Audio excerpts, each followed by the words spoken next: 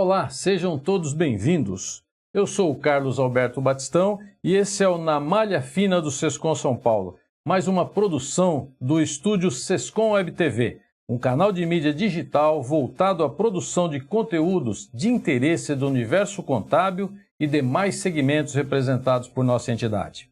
O Na Malha Fina do Sescom se propõe a fornecer conteúdo de qualidade, com discussões aprofundadas e análises críticas, explorando temas que moldam o cenário contábil e impactam diretamente a realidade dos contadores.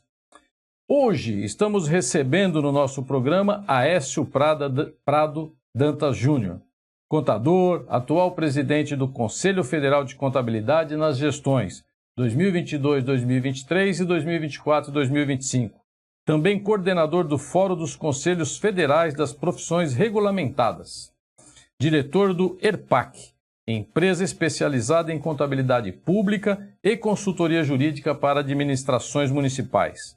Atua como instrutor, palestrante de eventos técnicos na área de orçamento e finanças públicas, controle interno e contabilidade aplicada ao setor público, como consultor financeiro e contábil de diversas prefeituras e câmaras municipais do estado de Sergipe.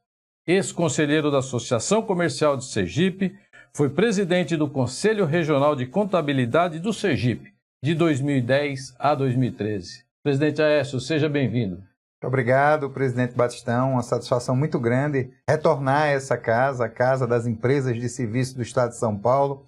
E eu fico muito feliz com a iniciativa de criar mais um canal de comunicação com a classe contábil e trazendo sempre temas inovadores, discussões muito importantes e relevantes. Eu estou aqui à disposição, muito feliz mais uma vez em retornar a esta casa e à disposição para a gente discutir todos esses temas. Muito bom, nós é que estamos satisfeitos de recebê-lo aqui, né? A entidade maior da nossa profissão, que regula a profissão no Brasil todo, né? É importante tê-lo aqui. Aí, como é que foi, aproveitando isso, Aécio, como é que é? Quais os desafios aí que você tem de estar à frente desse Conselho Federal de Contabilidade? Atividade classista, você conhece, não é uma atividade simples, porque você entra e acaba se envolvendo cada vez mais, mas ao mesmo tempo ela é prazerosa, sobretudo quando você consegue enxergar que tem dado a sua pequena parcela de contribuição para o desenvolvimento da sua profissão, da profissão que fez com que você pudesse criar seus filhos, ou seja, é algo que ao mesmo tempo é extremamente desafiador, mas também é algo que é motivador. A gente tem certeza do potencial, da pujança da nossa profissão e a gente espera que com o nosso trabalho, com o trabalho daqueles que nos antecederam, porque eles foram fundamentais para pavimentar esse caminho e com o trabalho daqueles que irão nos suceder, isso é natural em toda entidade de classe, a gente tem que também fazer a nossa parte para deixar essas portas abertas para que outros venham e continuem lutando pelo desenvolvimento dessa profissão que a gente ama tanto. É isso aí. A nossa profissão, né, precisa de representatividade política, a gente sabe disso, né? E foi criada aí recentemente com o esforço do Conselho Federal, junto com o IBRACON, com a FENACON, a Frente Parlamentar Mista da Contabilidade Brasileira, né? Conta um pouco quais os desafios de criar essa frente que é tão importante para a nossa profissão, Aécio.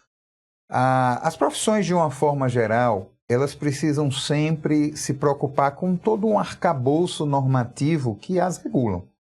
E na nossa área existia sempre um reclame, um pedido da classe como um todo, de que houvesse uma participação muito mais forte, muito mais efetiva nas discussões de grandes temas que tramitam no Congresso Nacional e que, de alguma forma, impactam na nossa profissão, seja na regulação da nossa profissão, seja na melhoria do ambiente de negócios, né, nas questões que envolvem, por exemplo, obrigações acessórias, em toda essa questão que envolve atualmente a reforma tributária, a presença das entidades de classe no parlamento, onde tudo acontece, é importantíssimo. Então, através da união de esforços do sistema FENACON, SESCOM, SESCAPs, CFC, CRCs, IBRACON e outras entidades que também se juntaram com o mesmo propósito, nós conseguimos criar a Frente Parlamentar Mista da Contabilidade Brasileira. Precisavam de 200 assinaturas dos parlamentares.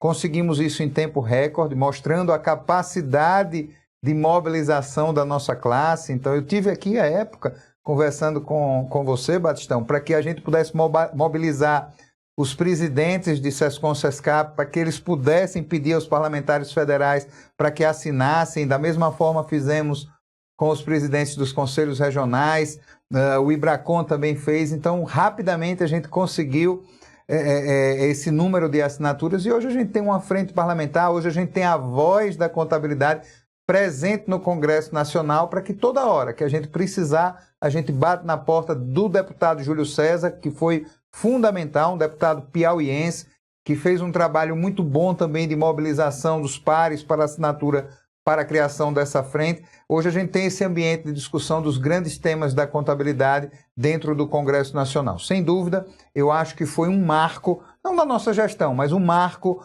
da contabilidade, de todas essas entidades que pensam num futuro melhor para a nossa profissão. Nós só podemos parabenizar, porque a gente precisa muito de ter uma voz, de ter um acesso no nosso meio político, no nosso Congresso. Então a gente tem confiança que, de fato, essa frente parlamentar mista, tendo essa voz forte aí do Conselho Federal, das demais entidades, vai ser muito importante para nós. Com certeza, Batistão. Eu acho que é fundamental. Demos o primeiro passo, que foi a criação da frente.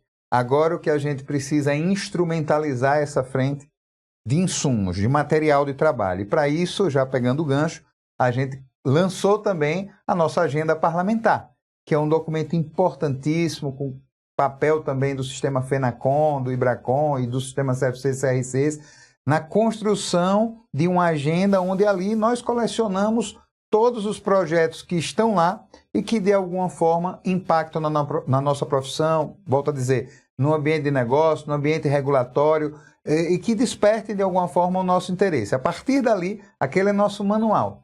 A gente vai estar sempre promovendo discussões, levando os parlamentares para as entidades para discutir os temas, para que eles possam entender o nosso pensamento, entender as nossas dores e poder, de alguma forma, defender, naturalmente, os nossos pleitos no Congresso Nacional. Ninguém consegue nada, ninguém consegue avanço nenhum se não for através de uma construção legislativa, e é isso que a gente vai buscar com a frente parlamentar.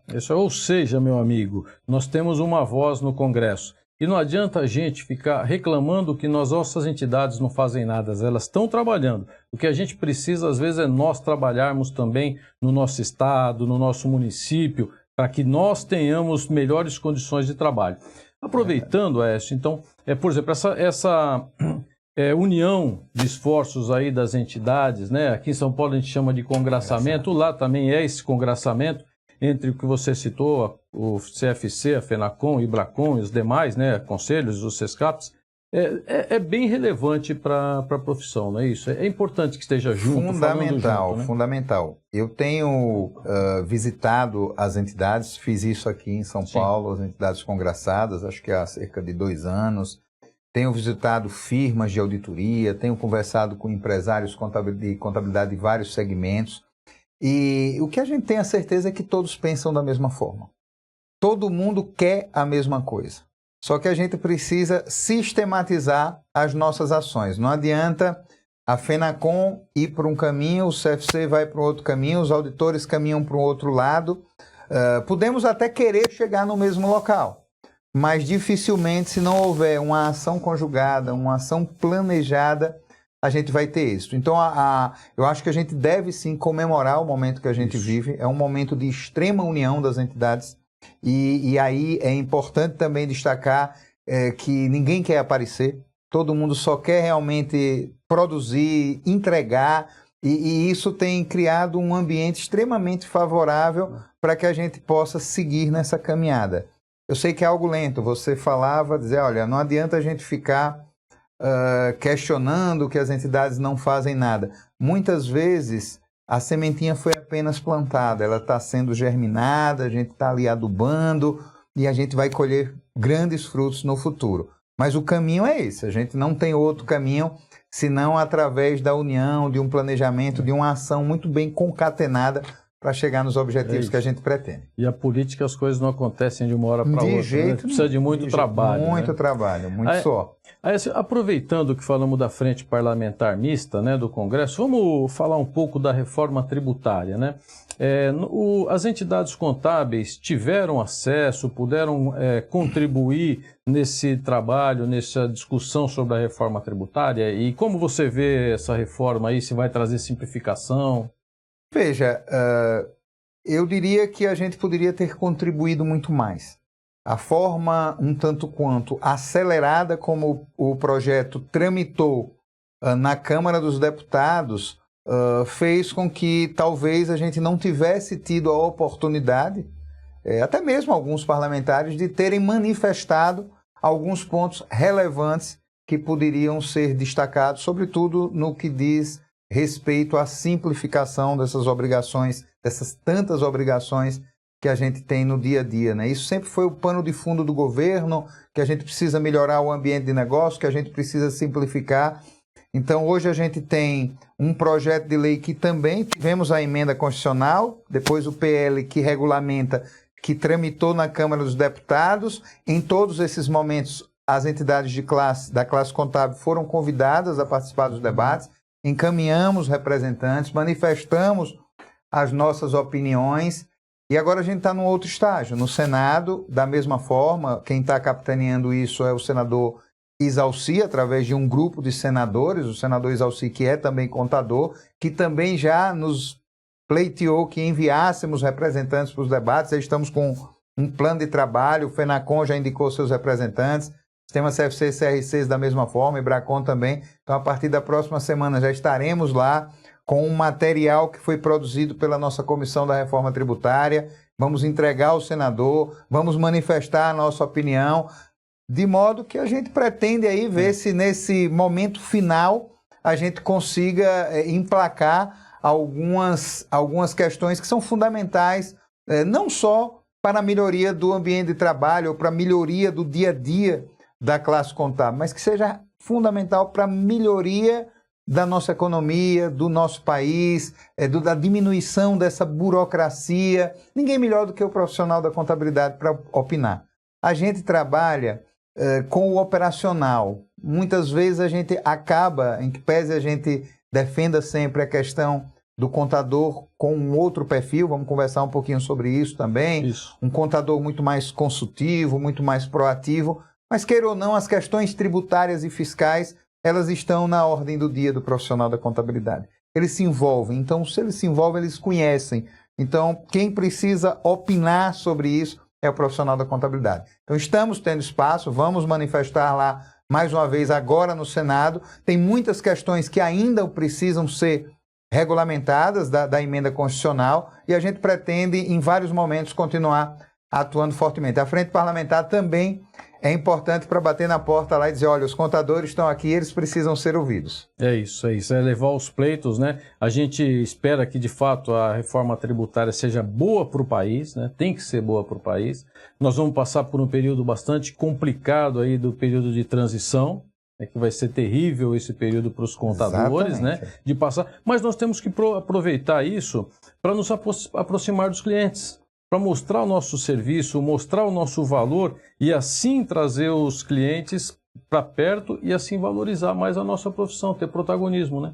Sem dúvida. Eu sempre defendo que esse novo perfil do profissional da contabilidade faz com que haja a necessidade do desenvolvimento de múltiplas habilidades. A gente fala muito dos soft skills, da comunicação, da compreensão da tecnologia, de entender que a tecnologia é um grande aliado do profissional da contabilidade, mas que ele precisa entender que para que ele possa sair dessas atividades muito mais burocráticas, muito mais operacionais, ele precisa também dominar todas essas outras habilidades multidisciplinares, esses conhecimentos que são fundamentais. Então a gente está vivendo um novo momento da nossa profissão, com inúmeras oportunidades. A gente precisa conhecer do negócio do nosso cliente. Volto a dizer, não adianta a gente ficar reclamando, porque daqui a pouco vai existir desemprego para a contabilidade, ninguém vai criar, a máquina vai fazer tudo isso. Não é verdade.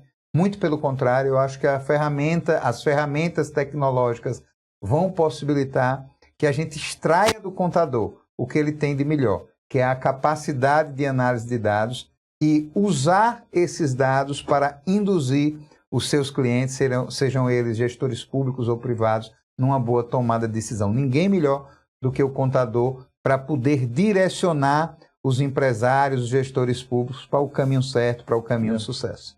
Ok, nós vamos falar sobre a profissão mais especificamente, mas você entrou nesse assunto, então eu já queria trazer uma pergunta já direta nesse assunto. Como é que você vê aí a evolução, né, das tecnologias na contabilidade, a inteligência artificial? Como é que você vê a nossa profissão, aí, as perspectivas da nossa profissão com essa entrada? Em tecnologia nós estamos falando já há muito tempo, né? Não é novo. Mas aí agora fala-se da inteligência artificial que vai mudar a profissão. Como é que você enxerga isso, Écio? Eu atuo com contabilidade desde que eu entrei na faculdade, com 17 anos. Então, mais de 30 anos que eu estou na área. Naquela época, você deve ter convivido, nós somos contemporâneos, com a chegada dos PCs. Então, se falava muito daqueles 286, 386, 486. Então, eu vivi nessa época. Quando eu cheguei no escritório que foi fundado por meu pai, a gente trabalhava com máquina de datilografia, preenchendo aquelas fichas para controle de saldos, de diário, de razão. E muito se falou, olha, o computador vai acabar com o contador. Na época, Batistão, eu tinha um volume de cliente bastante significativo e tinha talvez 15 funcionários. Passado esses anos todos, advento das máquinas, softwares cada vez mais robustos, antes de chegar na era que a gente está vivendo hoje. O que é que a gente começou a enxergar? O mesmo volume de clientes, não aumentou muito, mas um volume de funcionário muito maior. Por quê? Porque a automatização dos processos fez com que todos os envolvidos, os stakeholders, como a gente chama, também começassem a buscar um volume de informações bem maior do que aquilo que eles pediam no passado. Isso. E aí vira um ciclo virtuoso do ponto de vista da profissão. E aí a gente começou a empregar mais. O que antes a gente entregava apenas uma informação para um determinado órgão, vários órgãos começam a pedir, as informações começam a se encontrar, os sistemas começam a ser muito mais consolidados, e aí a integração das informações. Então a gente não viu o fim da profissão. Muito pelo contrário, a gente viu a profissão tomando outro rumo, naturalmente. As questões fiscais também, e os órgãos de fiscalização e controle também se instrumentalizaram de todo o aparato tecnológico e cobram muito mais. Então hoje a gente está vivendo a mesma coisa. Hoje a gente está vivendo um novo passo, talvez, um novo degrau da tecnologia, com ferramentas muito mais modernas, que automatizam ainda muito mais o nosso trabalho, mas aí é onde, eu repito, a gente precisa conhecer essas tecnologias para poder extrair o que ela tem de melhor. Às vezes eu vi uma palestra recente, onde a pessoa diz, olha, às vezes eu acho que o meu escritório está muito bem do ponto de vista tecnológico, sistemas conversando, totalmente integrados. Mas ainda é pouco. Eu preciso uma super automação, eu preciso muito mais. Eu não preciso saber sentar na máquina para programar ou para criar um web service novo, um artefato novo, não é isso. Mas eu preciso enxergar o que a tecnologia pode me dar, para que eu possa extrair dela tudo que ela puder me dar da parte operacional e eu poder desviar o meu caminho para um trabalho muito mais intelectual, um trabalho muito mais de análise de dados, de conhecer do negócio do meu cliente, de ir até o meu cliente, não ficar esperando o cliente vir até a mim.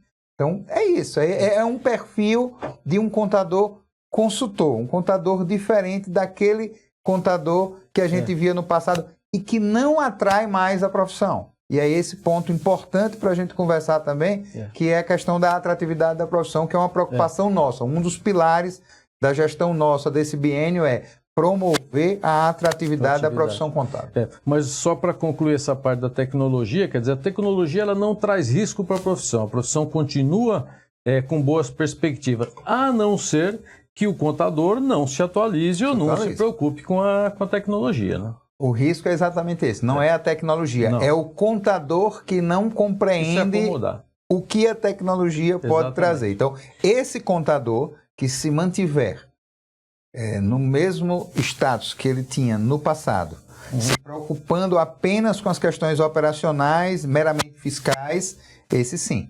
Eles estão fadados a serem engolidos pela tecnologia. Mas o contador que enxergar que a nossa profissão é muitas vezes maior do que isso, tem um cenário aí extremamente promissor. Muito bom.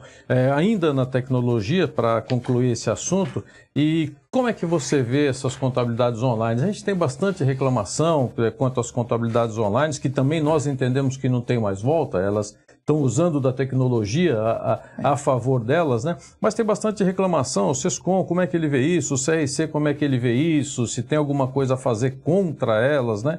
Como é que você vê isso, Aécio? Eu também enxergo que é um caminho sem volta. Cabe aos conselhos regionais de contabilidade, na sua atribuição institucional de fiscalizar, acompanhar o trabalho dessas empresas para que possa realmente certificar da existência de profissionais regulares, habilitados à frente dos serviços. Eu sempre digo que o mercado tem espaço para todo mundo. O que a gente questiona, e isso já foi objeto até de algumas ações, é a forma como esse serviço é muitas vezes oferecido à sociedade. Tá? É aquela questão que envolve muito avitamento de honorários, a contabilidade de R$ 99,90 e por aí vai. Então, a forma como é abordado o tema é algo que realmente, muitas vezes, é preciso ser coibido, controlado dentro daquilo que é possível. Nem sempre é possível. Hoje é preciso que a classe entenda que a ação dos conselhos ela é limitada nesse aspecto. Então, hoje existe uma série de normativos, lei de liberdade econômica, a questão que envolve muitas vezes o CAD, por aí vai, que são preocupações que precisam ser enfrentadas, mas que é importante que todos entendam, né? Porque muitas vezes acham que, olha, estão fazendo uma propaganda ali de R$ 99,90 e o conselho não faz nada, o conselho age. O conselho está ali dentro da sua atribuição de fiscalizar, verificando se ali tem profissionais regulares, se não tem. Mas existe uma abordagem de publicidade agressiva. Aí já é uma questão que precisa ser tratada com um cuidado diferente. Então, caminho sem volta, tem espaço para todo mundo. É melhor, ao invés de a gente ficar se preocupando com aqueles que fazem contabilidade online, que é como se chama muito essa contabilidade, né? Às vezes se confunde com contabilidade digital. Digital, toda contabilidade tem que ser. Mas a contabilidade online, né? Ela tem um segmento dela. O segmento dela é aquele nicho de mercado que ela focou ali e que tem espaço para ela, desde que ela esteja trabalhando de forma regular. O que a gente não pode é se acomodar nisso, ficar reclamando e deixar de cuidar dos nossos clientes e prospectar novos clientes dentro de uma proposta de trabalho que eu me proponho a fazer. Que eu dificilmente... Você muda seu médico? Você muda seu médico? Não, só você muda o cara que corta seu cabelo? Você muda seu dentista? Só se não gostar dele. Só se não gostar. Você não vai mudar o seu contador se você estiver satisfeito com o seu contador. Se o seu contador estiver dando hoje um diferencial a você. E o que é o diferencial? É isso que eu falei. É você entender do negócio do seu cliente. É você poder sentar com o seu cliente uma vez por mês, uma vez a cada 2 meses, transformar os demonstrativos contábeis em demonstrativos gerenciais e levar para ele, para fazer uma apresentação para ele, para os diretores das empresas, para os líderes que compõem a empresa, mostrando, olha, não vamos por aqui, vamos por ali, porque eu vou repetir sempre, ninguém melhor do que o contador para entender dos negócios que envolvem a parte financeira do cliente.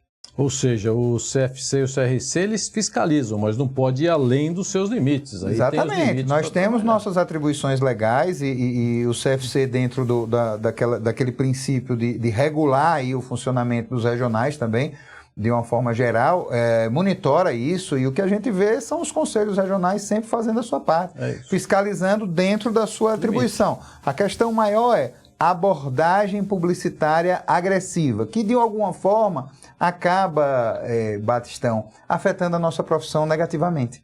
Então isso não é bom.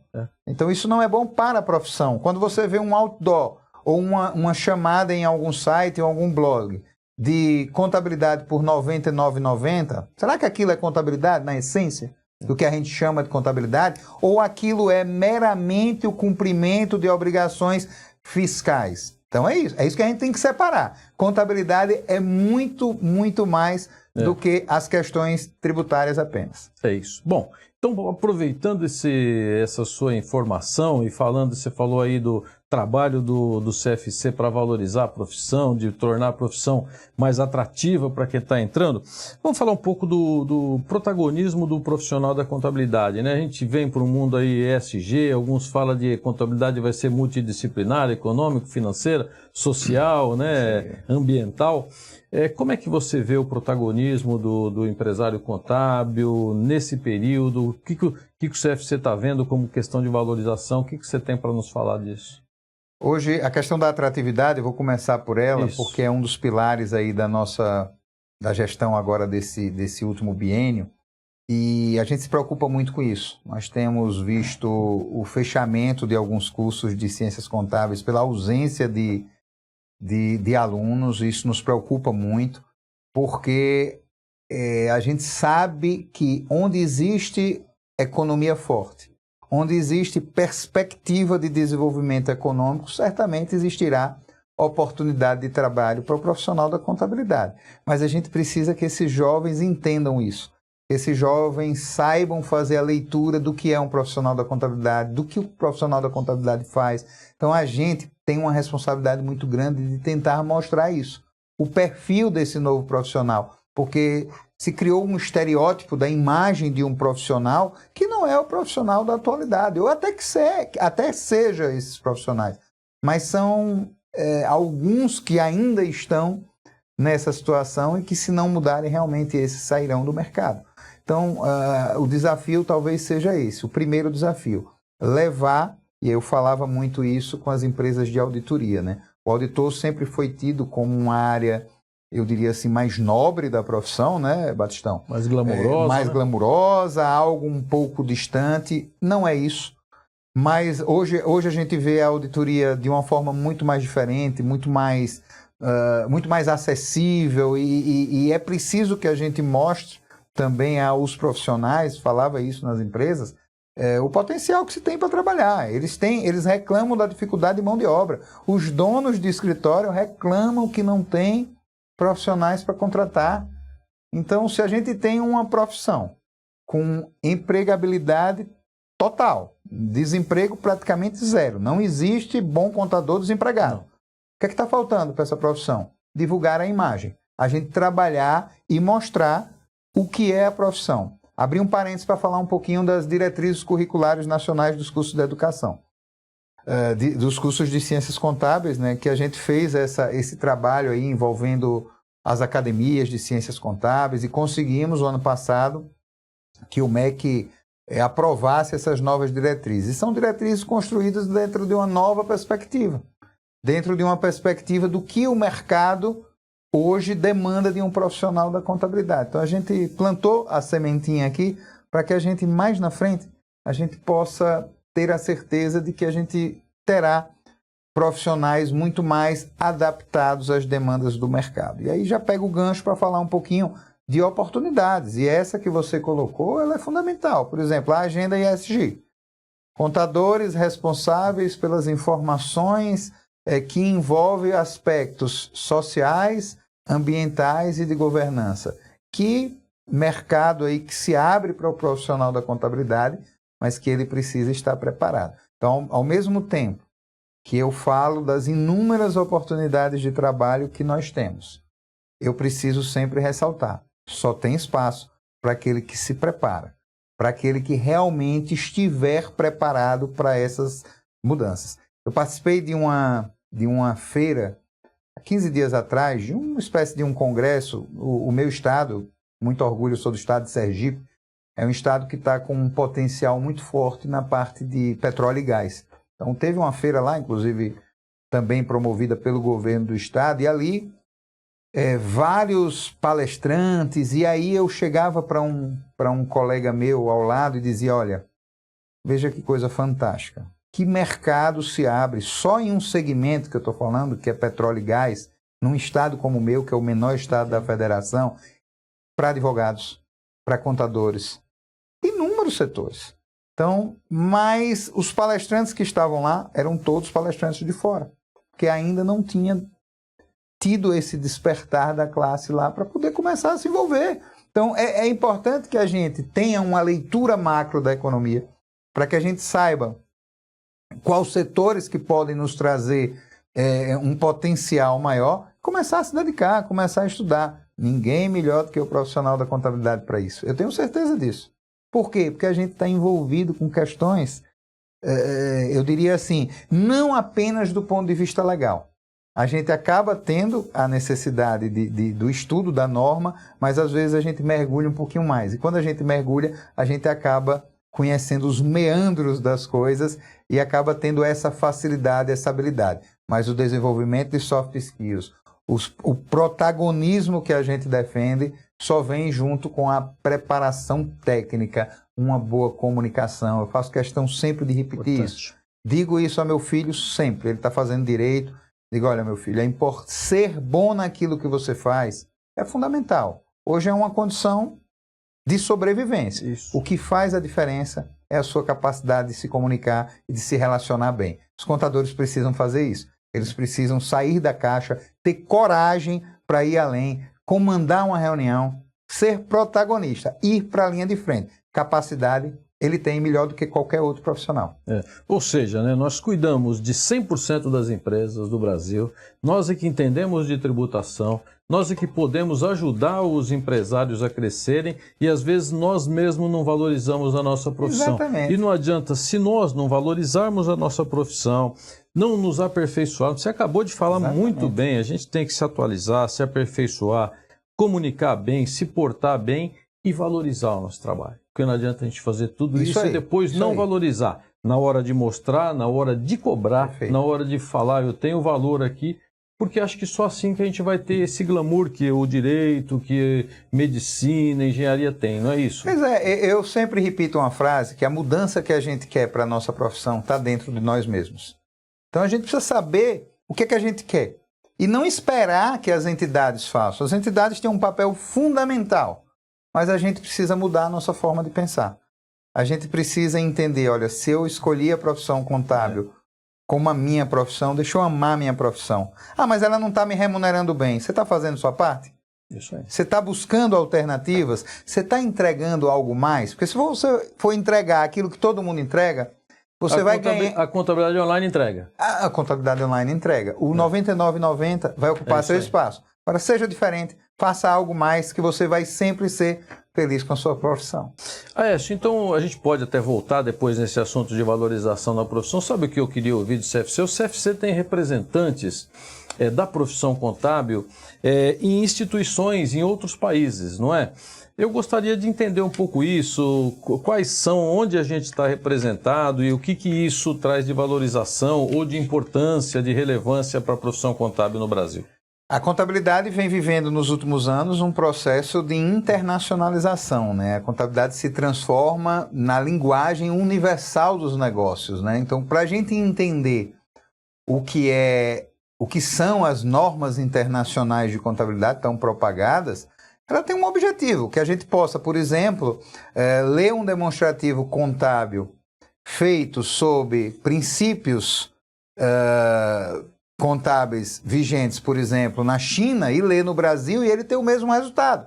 Então, a contabilidade passar a ser algo que seja realmente uniforme, ou seja, o mundo todo enxergue a contabilidade como sendo uma linguagem para que você possa aferir, por exemplo, resultados das empresas, etc, etc. Então, todo esse trabalho de harmonização dessas normas começou há alguns anos atrás. Existem os institutos, os representantes internacionais que lideram esse processo no mundo. Por exemplo, do IFAC, do IASB, são organismos internacionais que discutem as normas no âmbito global. E em todos esses organismos, o Brasil ele procura ter representantes. Hoje a gente tem representantes no board da IFAC, que é inclusive um paulista, o Francisco Santana, ele está lá, nos representa muito bem. Temos outros representantes na IFAC, no IASB, discutindo temas globais. Então, como é que funciona isso na prática para a gente entender? Então, uma norma internacional, ela precisa ser recepcionada, ela precisa ser adotada pelo Brasil. Então, esses atores do mundo todo, com os nossos representantes, estão discutindo essas normas no âmbito global, nesses ambientes, nessas entidades. E essas normas chegam para o Brasil e elas vão ser recepcionadas. Hoje a gente tem o CPC, que é o Comitê de Pronunciamentos Contábeis, ele cuida especificamente das normas no âmbito privado. Temos o CBPS, que cuida no âmbito da sustentabilidade, um comitê relativamente novo. E temos o CPCASP, que é um comitê também que cuida da harmonização das normas da área pública. Então, essas normas internacionais chegam, são analisadas, interpretadas nesses comitês, e a partir das interpretações que saem desses comitês, elas vão para o Conselho Federal de Contabilidade e se transformam em normas brasileiras de contabilidade, e aí sim passam a ter vigência e aplicação obrigatória por todos aqueles que atuam nos respectivos setores. Então, é importante que nós tenhamos os representantes do CFC para que seja a voz do Brasil nesses organismos, para que a gente possa dar uma opinião, por exemplo, de uma realidade que existe lá, mas que não existe aqui ou aqui é diferente. E quando essas normas chegam aqui, essas normas são recepcionadas, traduzidas, interpretadas, ajustadas e encaminhadas para o Conselho Federal de Contabilidade transformar em normas brasileiras de contabilidade. Isso ocorre na área privada, inúmeras normas, por exemplo, envolvendo as pequenas e médias empresas. Isso ocorre na área pública, o processo de convergência da área pública também está extremamente avançado. E ocorre também agora, mais recentemente, com as normas de sustentabilidade. Então elas estão, o Brasil na realidade está harmonizado com essas legislações internacionais, está recepcionando, está numa boa fase de harmonização com a contabilidade mundial. Com certeza, com certeza. Um processo que iniciou ali mais ou menos em 2008, a gente já tem mais de 15 anos, isso na esfera privada e pública também, e que a área pública deu um salto muito grande nos últimos anos. A área privada iniciou esse processo um pouquinho antes, com as IFRS, então hoje a gente tem as IPSAS na área pública, e agora nós temos a S1 e a S2, que é na área da sustentabilidade. Enfim, tem muito trabalho aí. Não existe contabilidade no Brasil que seja dissociada da contabilidade que se faz no mundo. As regras, as formas de interpretar, elas precisam ser a mesma para que a contabilidade seja, volto a dizer, a linguagem universal dos negócios. E nem pode ter, né? Com a globalização, obrigatoriamente tem que ser. As empresas estão aqui, estão na China, estão nos Estados Unidos, estão na Europa, então aquilo tudo precisa ser analisado sobre uma mesma perspectiva.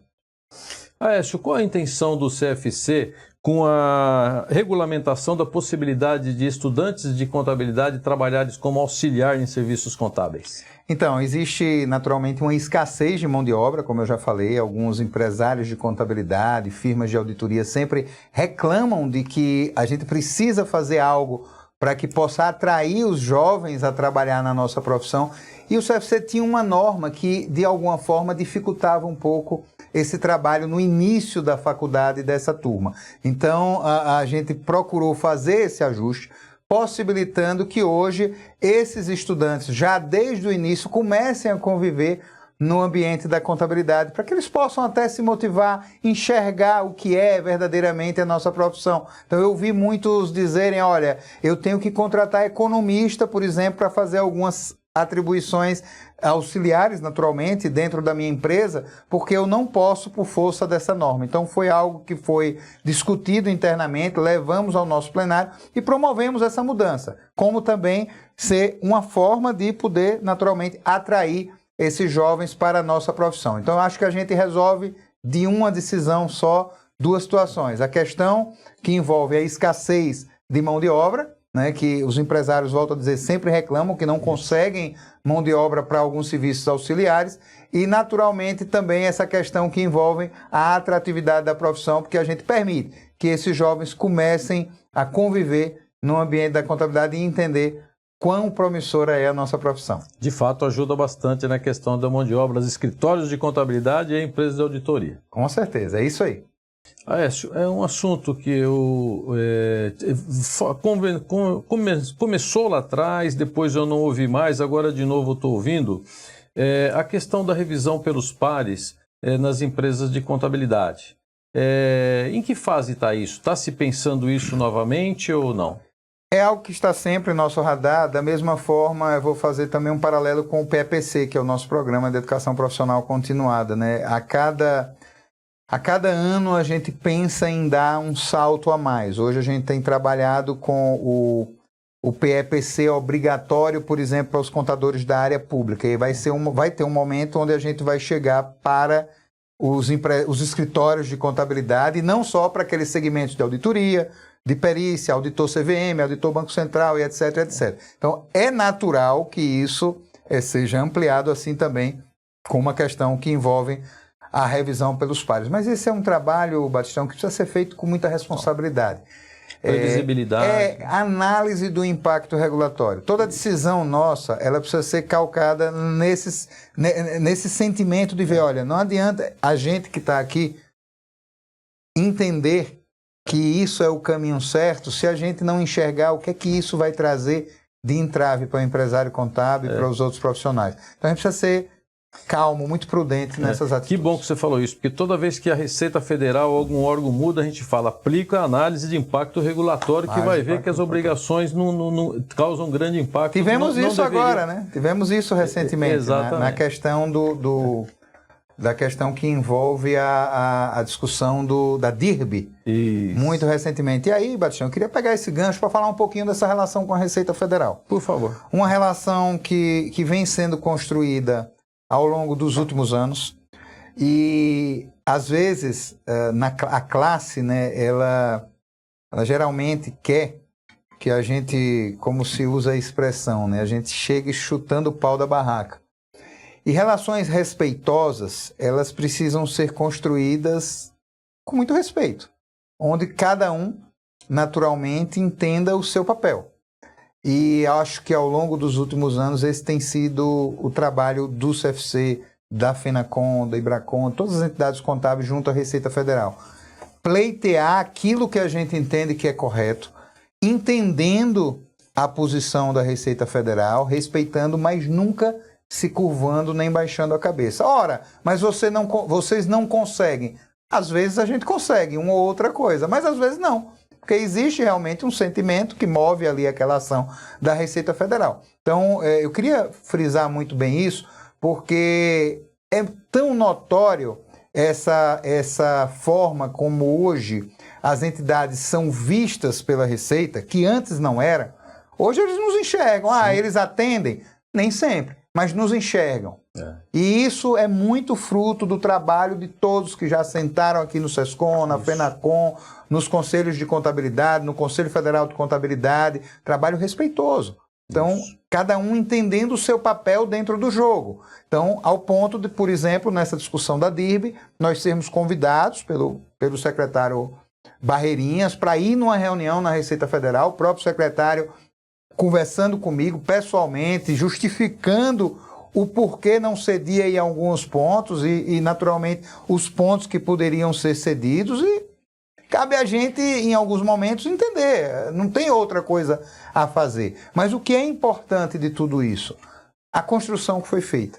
Hoje, volto a dizer, esses órgãos de fiscalização conhecem as entidades de contabilidade e entendem que a gente precisa ser ouvido, que foi, inclusive, uma crítica nossa, direta, eu disse isso ao secretário, que o que faltou nessa questão específica da DIRB foi a gente ser comunicado antes. A gente foi pego de surpresa, ninguém sabia daquela construção. 45 dias para aplicar. Pois é, então não poderia ser daquela forma. Ele fez os argumentos corretos, no sentido de que existia ali, junto ao Congresso Nacional, um compromisso do governo federal de prestar algumas informações que seriam coletadas através da DIRB. A gente tentou mostrar lá que muitas daquelas informações já estavam em outras obrigações acessórias, eles também fizeram o contraponto, se estabeleceu um debate respeitoso.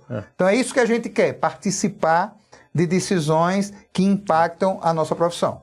Se a gente não respeita, a gente não tem respeito também. Então é o que você falou. Não é com briga, não é com agressão, não é com xingamento. É com respeito. Vocês têm esse excelente contato lá. Nós aqui em São Paulo temos um bom contato com a superintendência. Aliás, nós temos um canal que foi se criado para a gente mandar os problemas quando envolve a coletividade, não um problema individual. E a gente manda, eles retornam. Agora, o que não é possível resolver, não tem como, não é isso que vai solucionar, né? Aécio, recentemente, foi em março desse ano, a Lei 4.320 completou 60 anos de vigência. Para você que é especialista em contabilidade pública, qual a sua visão sobre a importância desse marco legal? Importantíssimo. Eu vivo a minha vida toda, desde os 17 anos, dentro de um escritório que só faz contabilidade pública, então eu só trabalho com contabilidade pública, em que pese a gente acaba entendendo e sentindo todas as dificuldades e também comemorando aí todas as conquistas de todos os segmentos da contabilidade, mas a Lei 4.320 é fundamental, um marco na administração pública, uma lei que foi construída há 60 anos atrás e que ainda está em vigência.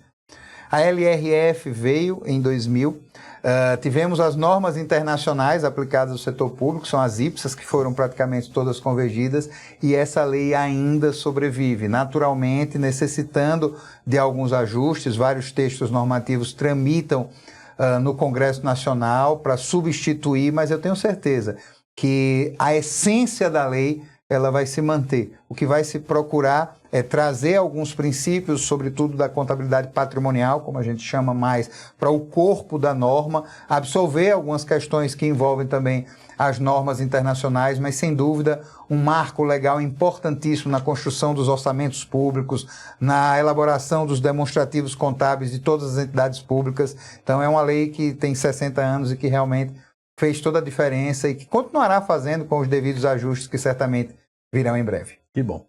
Bom, nós estamos caminhando aí para o encerramento desse programa, né? Gostaria de ver se você quer fazer algum comentário, quer deixar dica aos profissionais, o que você quiser deixar de recado. Queria fazer um convite, Batistão. Ótimo. Nós temos agora, no início do ano, de 8 a 11, no início do próximo mês de setembro, de 8 a 11, o maior evento da classe contábil brasileira, o nosso 21º Congresso Brasileiro de Contabilidade, em Balneário Camboriú, cidade paradisíaca, lá um momento especial, um momento de muito aprendizado. Quem já foi para um Congresso Brasileiro de Contabilidade sabe exatamente, congresso que já recebeu o presidente da República, congresso que já recebeu o ex-presidente norte-americano Bill Clinton, quando foi na edição do Pará. Então é um congresso que pretende reunir 5.000 congressistas, acompanhantes, para um momento de muito aprendizado, muito network. Então o congresso não é um momento apenas de adquirir conhecimento, mas é de realizar negócios, de voltar com uma mentalidade muito mais aberta para que a gente possa seguir aí nessa luta diária de desenvolver cada vez mais a nossa profissão. Então o convite fica feito àqueles que nos vê, que nos escuta e que tem visto aí todo o trabalho das entidades contábeis, que possam ir lá confraternizar, aprender bastante em Balneário Camboriú. Espero todos vocês. Estaremos lá, Aécio, e esse convite eu também faço a vocês. Nós acabamos de falar aqui, a profissão é muito importante, é muito significativa, muito promissora a nossa profissão, mas você não pode ficar parado atrás da sua mesa, você tem que acompanhar, conversar com pessoas que têm os mesmos problemas, trocar experiências, ouvir pessoas com outra visão diferente da sua. É só assim que você vai crescer e vai valorizar ainda mais a sua profissão. Então, Balneário Camboriú em setembro. Setembro, estamos lá. Presidente Aécio, eu gostaria de te agradecer, parabenizar por esse trabalho frente ao CFC. A gente sabe da dificuldade de levar uma entidade tão importante, tão relevante como o CFC. A gente sabe de todo o trabalho que você tem, então, lhe parabenizar e agradecer pela presença aqui no nosso programa. Obrigado, Batistão. Esse trabalho realmente é um trabalho que exige muita dedicação, mas a gente faz com muita alegria, com muita satisfação, como eu disse na abertura do evento.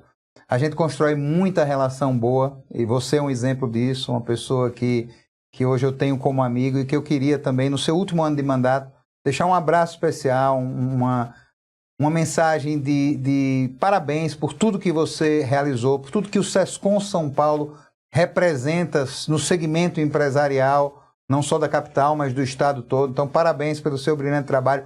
conte sempre com o apoio do CFC. Essa união de entidades, ela tem sido fundamental aqui no Estado e em todo o Brasil.